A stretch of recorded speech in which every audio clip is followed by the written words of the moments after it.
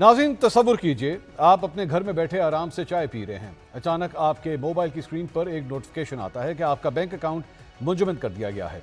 चंद ही minute बाद आपका phone block हो जाता है, सोशल मीडिया अकाउंट्स गायब हो जाते हैं और शाम ढलने से पहले पुलिस आपके दरवाजे पर खड़ी होती है कि आपकी जायदादें सरकार ने जब्त कर ली हैं।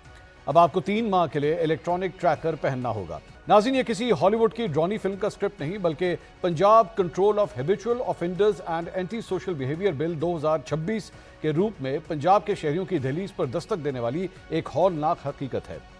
आम बात यह है कि वफाक और पंजाब में जहां मेरे शेर की हुकूमतें हैं, वहां सिर्फ 1 माह के दौरान 2 ऐसे बिल सामने आए हैं जिनका डायरेक्ट निशाना अवाम बन रहे हैं।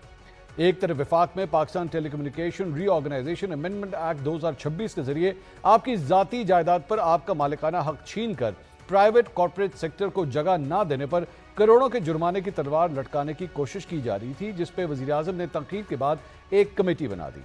तो दूसरी तरफ पंजाब में 1871 के अंग्रेज सरकार के बदनाम ज़माना गुंडा एक्ट का डिजिटल और जाबिराना रूप तैयार खड़ा है।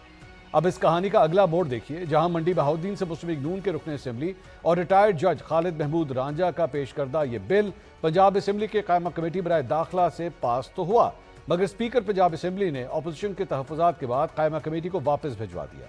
मगर तल्ख हकीकत यह है कि जहां गुज़िश्ता रोज़ असेंबली सेशन के दौरान स्पीकर पंजाब असेंबली मलिक अहमद खान ने इस कानून से अपनी लाइल्मी का इजहार करते हुए इसे अंग्रेज़ के दौरे बरबरियत का अक्स करार दिया था, वहीं इस बिल के मुहर्रिक खालिद रांझा ने खुद टीवी पर आकर सच उगल दिया कि इस जाबिराना कानून की खुद मरियम नवाज की जेर सदारत काबीना ने ग्रीन सिग्नल दिया है। ये लॉ पेश हो चुके हैं, तो आपने मेरे से साइन नहीं लेना होता जाने से पहले। I don't know it, I take a very serious objection to this.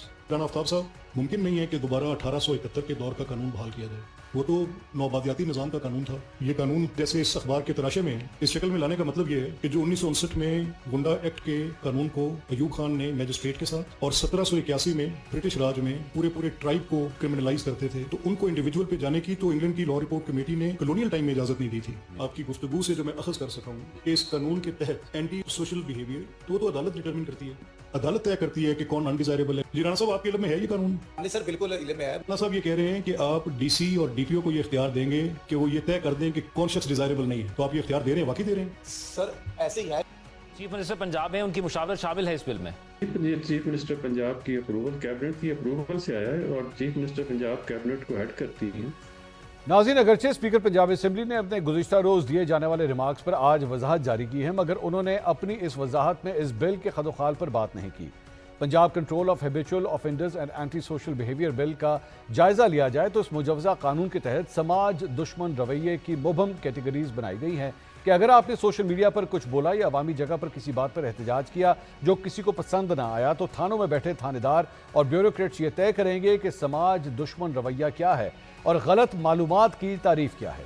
नाज़रीन, पाकिस्तान का फौजदारी निज़ाम जहां मुकदमात में नस्लें गुजर जाती हैं, वहां अब सिर्फ पुलिस का एक चलान आपको आदि मुजरिम का तमगा सजाकर आपका पासपोर्ट, शनाख्ती कार्ड और जायदाद जब्त करने के लिए काफी हो सकता है। नाज़रीन, यह मुजवज़ा बिल आईन पाकिस्तान में एक आम शहरी को दिए गए मुसावी हकूक, आज़ादाना नक्लो हरकत और फेयर ट्रायल के बुनियादी इंसानी हकूक के भी खिलाफ है।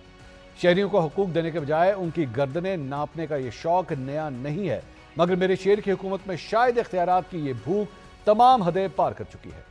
इस बिल का जायजा लेने के बाद चंद अहम सवालात के जवाबात मेरे शेर की हुकूमत को देना पड़ेंगे। क्या आज़ादी का मतलब अब यह रह गया है कि शहरियों की डिजिटल शहरक और उनकी सोच पर भी सरकारी नाकाबंदी कर दी जाए? और सबसे बड़ा चौंका देने वाला सवाल यह है कि जब अदलिया का दायरा इख्तियार ही छीन लिया जाएगा तो इस ब्यूरोक्रेटिक कानून के सामने अवाम अपनी जान, माल और इज्जत बचाने के लिए किसका दरवाजा खटखटाएंगे?